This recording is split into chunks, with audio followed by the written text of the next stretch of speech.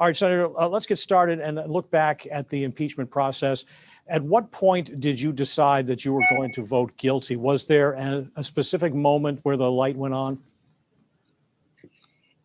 It was really at the conclusion of the trial because I was wanting to take in all of the information, the evidence, the arguments, the videos that we were shown.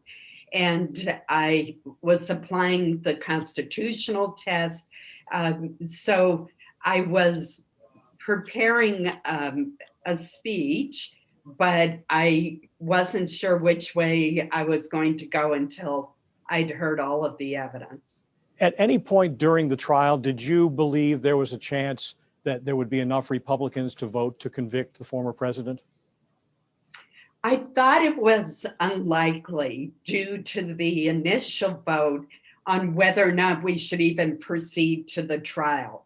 And since on that initial vote, there were only 5 Republicans who voted to proceed to the trial, I doubted that there would be 17 who would give us the 2/3 necessary for conviction. Now, I would note that I did think that it was possible that people would take an independent view and listen to all the evidence and arguments.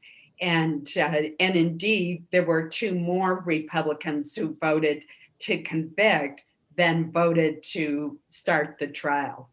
What has the reaction been like since Saturday and that vote?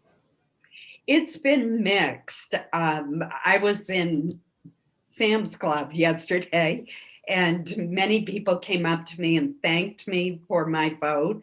I was also in the grocery store and got a similar reaction. But obviously, there have been some Republicans who are very unhappy with my vote and have let me know that as well.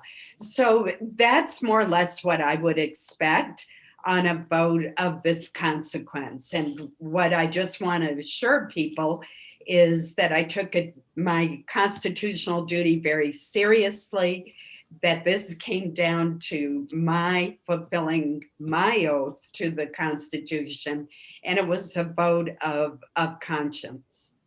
Well, there are certainly a number of Maine Republicans who have reached out to the media and to the state party, saying that they'd like to see you censured for this vote. We've seen it happen in Louisiana and in North Carolina with a couple of your other colleagues. How do you react to that? Well, I would point out that I am the sole remaining Republican office holder at the federal level in all of New England. There were 19 when I first started out.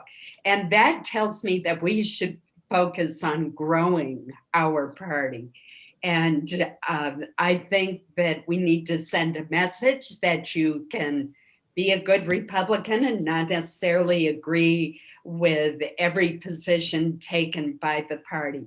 We need to get back to focusing on the principles that unite Republicans of individual responsibility and freedom and strong national defense, smaller government, support for our small businesses, opportunity. Those are guiding principles of our party. And I think that's where the focus needs to be rather than on one particular leader. In the end, there were 57 senators who voted to convict former President Trump, short by 10 of the number that would be needed for a conviction. Given the nature of this incident and the events that led up to the insurrection at the Capitol and the timing of it, what do you think is the takeaway, the lesson learned, if you will, from this acquittal? I would point out that this was the first bipartisan impeachment, and we didn't convict, but it had the most bipartisan support of any impeachment in our nation's history. There haven't been many of presidents, there've only been 4. And I think that that is significant. And in the end, for me, it came down to the fact that the president did not abide by the 12th Amendment, that he tried to interfere with the counting of the duly certified electoral votes. And a hallmark of our democracy has been the peaceful transition of power.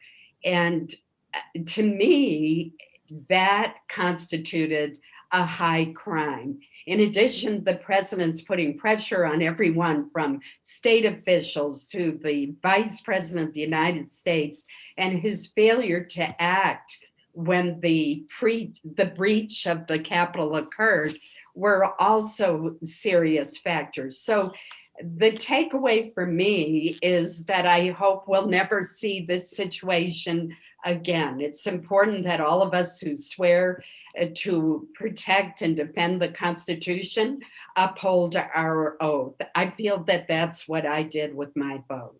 Do you worry that it might embolden some future president to say, oh, my term's almost over, I can pretty much do what I please?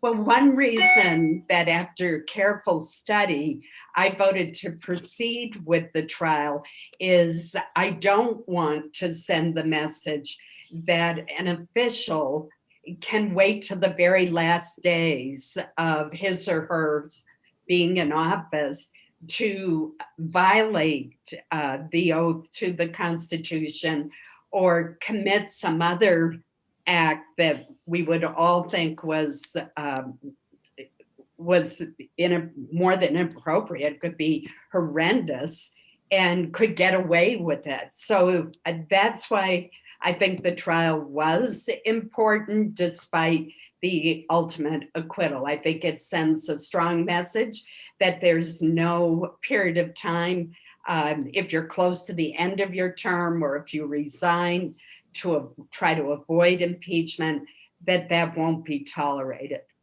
Finally, if you will, one question on Senate business going forward.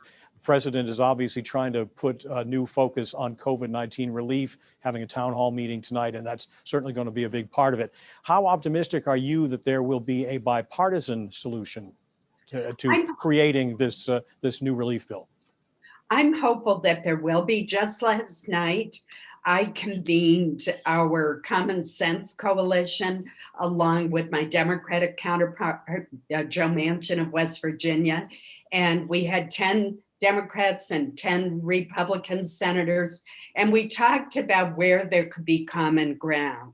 And I think if we focus on helping struggling families, targeting those stimulus checks to low and middle income families rather than high income families, as the administration's proposal would do, if we adopt the president's plan for vaccine distribution and testing and amp that up, if we also have another extension of the Paycheck Protection Program, which I co-authored to help our small businesses, many of which are teetering and having a difficult time paying their employees. Those are some areas that I think that we have in common and could come up with a package that is not wasteful. I would point out that last year we passed 5 bipartisan coronavirus packages, and I see no reason why we can't do so now. And I hope that we're not going to see the House and Senate Democratic leaders try to jam a very expensive package, one that Democratic economists have warned could ignite inflation through the Congress without careful deliberation. Senator Collins, thanks so much for your time. As always, stay safe out there. Thank you.